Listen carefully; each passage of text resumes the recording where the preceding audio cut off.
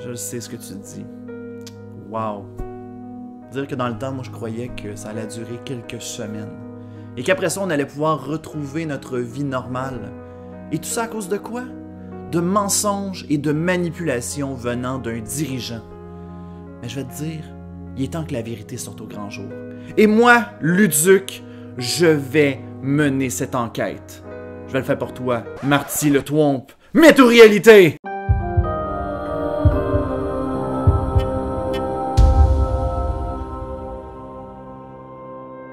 En 1996, le jeu Mario Kart 64 fait son apparition, offrant un jeu de course en 3 dimensions pour la toute première fois. Et c'est là qu'on a découvert les joies d'explorer une piste de course, parce que ce jeu offrait beaucoup plus qu'une simple route. Qui ici a abandonné la course de Royal Raceway pour aller visiter le château de Peach? Je plaide clairement coupable, mais certains petits détails peuvent parfois amener quelques questionnements de la part de la communauté. Dont le sujet qu'on va parler aujourd'hui. Dans la piste Bowser's Castle, on peut y remarquer un tas de Thwomp bleus qui essaient de nous barrer la route. Mais l'un d'eux, qui a la couleur verte, est emprisonné en prison.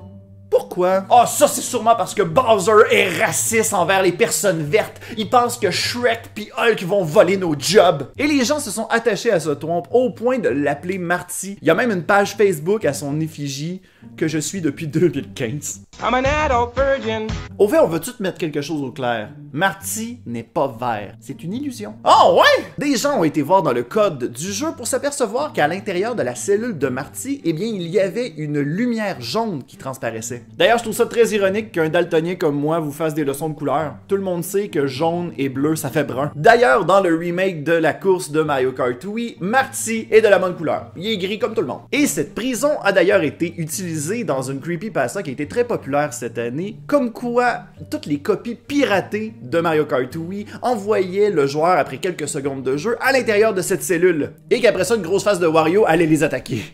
Mais tout ça, ce n'est qu'un simple montage et le visage de Wario, ce n'est qu'une référence à une autre creepypasta. Cette dernière explique que le visage de Wario peut apparaître dans Mario 64 pour ainsi attaquer Mario et faire bugger le jeu. D'ailleurs, vous pouvez aller vous référer à l'iceberg de Mario 64 qui catégorise toutes les légendes urbaines reliées à ce jeu.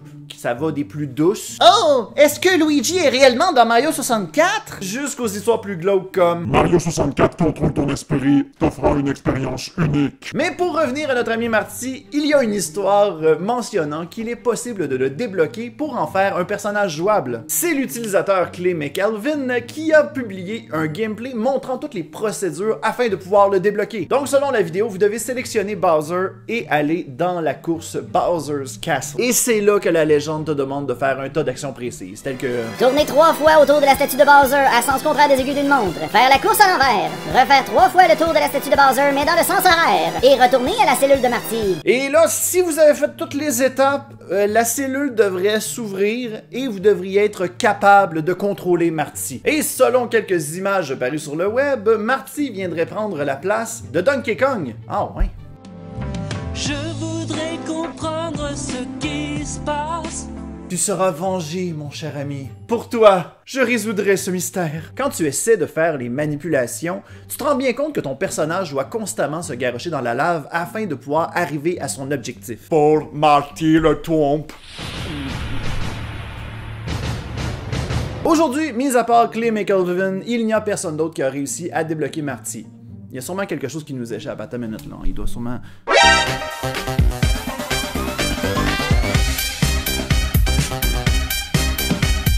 C'était juste un freaking poisson d'avril! Ok, mais pourquoi que les gens y ont autant cru au point que ça devienne un classique dans les légendes urbaines? Lors de la sortie de cette histoire, l'internet était encore très jeune et les gens croyaient un peu que tout ce qui était sur internet était pas mal vrai. Papa, j'ai rencontré quelqu'un sur MIRC, il dit que c'est quelqu'un de mon âge, puis il veut me rencontrer dans une ruelle sombre tout seul. Est-ce que je peux y aller? Mais bien sûr, mon enfant, personne n'oserait mentir sur le web! Père de l'année.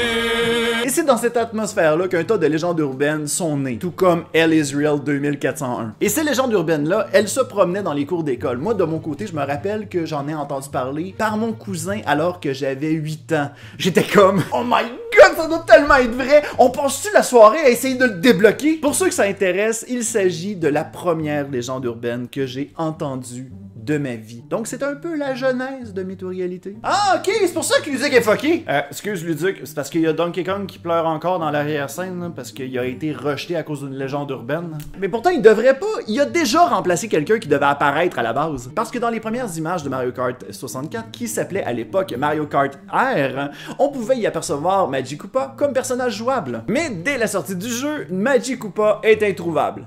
Il a été remplacé par nul autre que Donkey Kong. Tu vois Donkey Kong, c'est pour ça que le mois de Marcio existe. C'est justement pour rassembler tout le monde afin de pouvoir célébrer l'une des plus belles franchises que Nintendo nous a offert. Qu'on parle de Mario Kart ou de Mario Party, il y a toujours moyen d'en parler avec plusieurs vidéos. C'est ce qu'on appelle le mois de Marcio. Et cette année, on a partagé la thématique en compagnie d'amis vraiment fantastiques.